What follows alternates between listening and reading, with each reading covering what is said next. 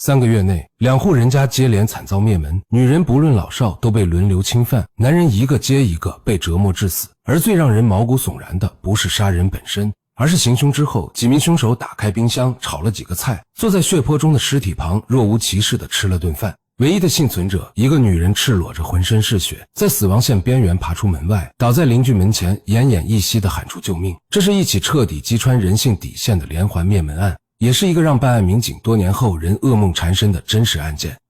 今天我们来讲四川西昌连环杀人案。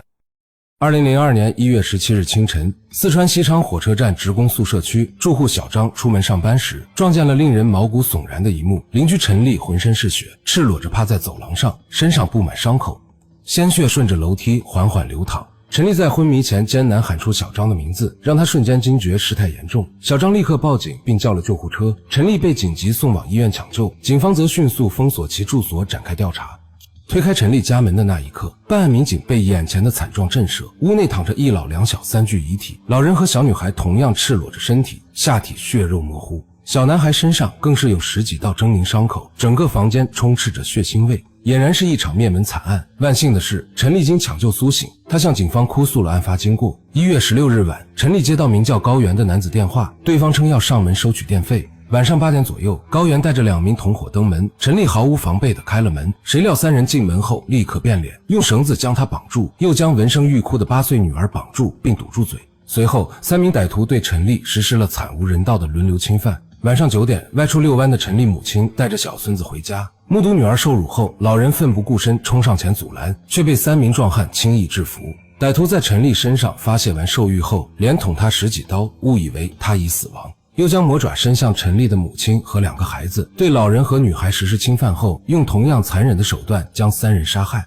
令人发指的是，行凶之后，歹徒并未立即逃离，反而洗劫了屋内财物，打开冰箱拿出鸡蛋炒菜，坐在血泊中的尸体旁，若无其事地吃起了饭，仿佛刚刚的屠杀只是一场无关紧要的插曲。陈丽的证词让警方猛然惊醒，这起案件的作案手法竟与3个月前的谢家灭门案惊人相似。2001年10月17日早上，谢远平像往常一样去哥哥谢志平家串门，喊门无人应答，推门后却发现哥哥倒在客厅，腿上插着一把刀，早已不省人事。他慌忙冲进各个房间，看到的景象让他肝胆俱裂。嫂子陈慧浑身赤裸，被绑在床上，下体血肉模糊，10岁的侄子身上布满刀伤，小小的眉头紧皱，显然生前遭受了极大的痛苦。谢家灭门案案发后，警方勘查现场发现，凶手同样在杀人劫财后在屋内炒菜吃饭，现场没有留下任何指纹和脚印，邻居也表示没有听到任何异响。结合受害者人数和作案细节，警方判定凶手至少3人以上，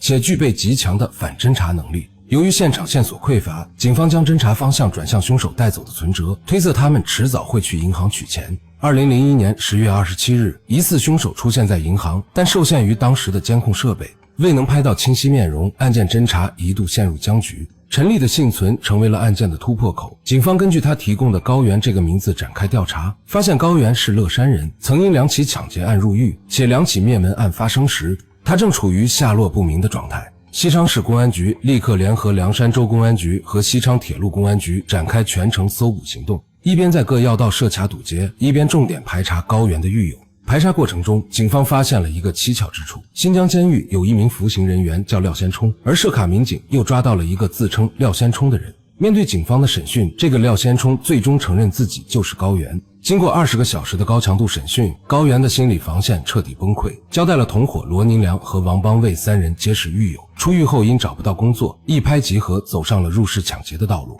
他们冒充收电费人员，提前打电话摸清受害者家庭情况和活动规律，再伺机作案。不过高原却矢口否认参与谢家灭门案，甚至嘲讽警方，称真正的凶手还在外面逍遥快活。警方没有被他的挑衅激怒，而是加紧追捕其他嫌犯。2002年1月23日，嫌疑人罗宁良在攀枝花的娱乐场所被抓获，当时他正拿着被害人的钱财挥霍享乐。罗宁良归案后，不仅承认参与陈丽案，还交代了谢家灭门案的另外3名凶手李光明、于英才和江云红。经过10天的全力追捕，6名凶手悉数落网。审讯过程中，这群恶魔的冷血与变态让民警不寒而栗。他们坦言，最初只是为了劫财，见到受害者家中的女性后，因服刑期间长期压抑的欲望而心生歹念，更可怕的是，他们为了避免日后被认出，干脆一不做二不休，选择灭门灭口。罗宁良竟声称自己的所作所为只是另类的赚钱方法。王邦卫更是狂妄，直言自己就是心理变态，以杀人为乐，还吹嘘自己在成都曾杀过人，是他带着其他人作案。更令人心惊的是，他们已经踩点好了新的目标，若不是落网，还会继续犯下滔天罪行。最终，法院依法判处6名凶手死刑，他们用生命为自己的罪行付出了代价。然而7条无辜的生命再也无法挽回，幸存者陈丽更是要终生背负着这段痛苦的记忆。法律曾给过这些人改过自新的机会，但他们却选择将恶意倾泻在无辜者身上，用他人的鲜血满足自己的欲望。所谓浪子回头金不换，但对某些人而言，他们从未迷途，而是自愿沉沦于黑暗，甚至妄图拉着更多人陪葬。